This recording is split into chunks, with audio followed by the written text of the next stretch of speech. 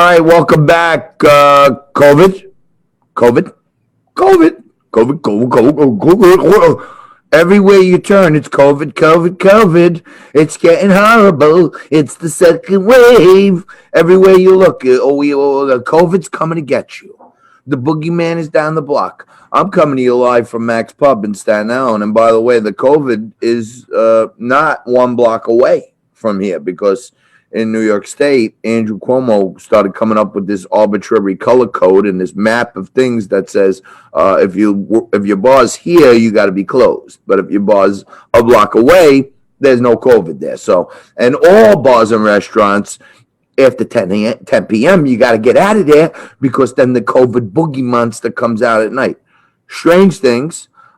We saw the other day, I showed you the clip of Joe Biden coughing his way through his quasi-acceptance speech of the certification of the electors, and it was an uncontrollable cough. I thought Joe Biden might have COVID, and now we find out that one of the journalists traveling with Biden, they have these embedded journalists with them, one of these embedded journalists has tested positive for COVID. So, when someone in the White House tested positive for COVID, then all of a sudden, boom, it went around the White House like wildfire. But one thing, and I mentioned this in the earlier segment with Dr. Dean Finelli, is Joe Biden, Mike Pence, Kamala Harris, they were all Nancy Pelosi, supposedly they were all going to take the vaccine publicly so people could see it.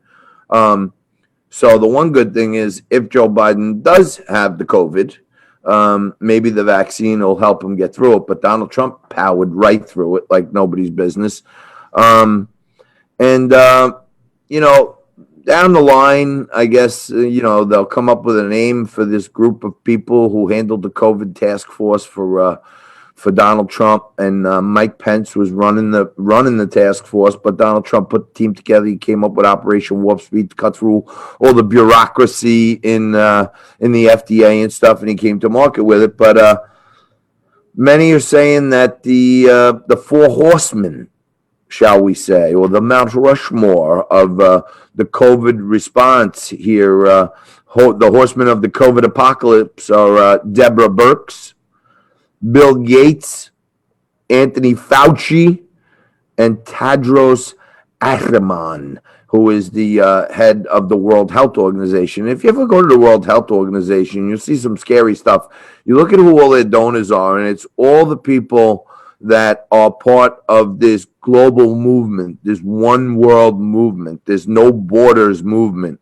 And factually, we here in New York have a 99.95 survival rate. So spot 5, not like 5%, not a 0.5%, 0.5% of the people who got COVID here died from it. Now, there are other contributing factors that even make it 99.95 because in New York particularly and across the country, every single death now is flagged as COVID. So the survival rate for just COVID is probably much better, but 60% of the people in the country that died of COVID or COVID-related causes had 2 or 3 more additional comorbidities. So the numbers are getting weirder by the minute, and you got people out there like Alexandria Ocasio-Cortez and Ilhan Omar, and these are the people who are always yelling at the 1% and fighting for the 99%. How come they're not fighting for us now? How come they're not fighting for the 99% now? We're the people who, thank goodness, right now, we haven't been infected, and we're surviving. And although we're surviving COVID, they're doing all kinds of things to change the quality of life that we knew, taking away freedoms and liberties and hunks and slices. I mean, we look like the New York Giants defense right now because they are taking freedoms and liberties in big hunks, 20-yard plays. You know what I'm saying? This is not like inch by inch by inch, run the ball, see what they can take. They're going for hunks at one time. They're not going for first downs. Okay, they know we got 2 injured cornerbacks, and they're just throwing the ball down the field to see how many times they could score on us. And it's true. And people around the country are getting fed up. I got a message from this lady Angela who owns the Pineapple Hill Saloon in Los Angeles yesterday, and she's as fed up as people here are in Staten Island. And you got 150 restaurant owners up there in Minnesota who are all banded together and saying, we're going to do the same thing. We can't take it anymore. And people are at the point where they can't take it anymore. And truthfully, this isn't about taxation without representation like it was way back in 1775 when the Tea Party started the revolution. But what this is the same exact thing. Taxation without representation meant you're taking away our liberties, you're taking our money, you're doing whatever you want with it, and you're not letting us live free and with liberty and justice. You're killing us over here. So we're not going to pay you taxes. You're not going to take our money anymore. They started throwing tea in the water, and they called those guys the Sons of Liberty.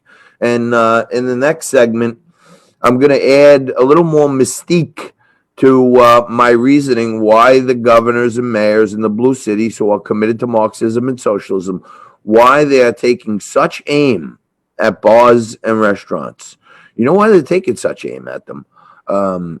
Because way back in the late 1770s, when a group of men were fed up with the British Empire and how they were treating their comrades here in the colonies like the red-headed stepchild of the monarchy.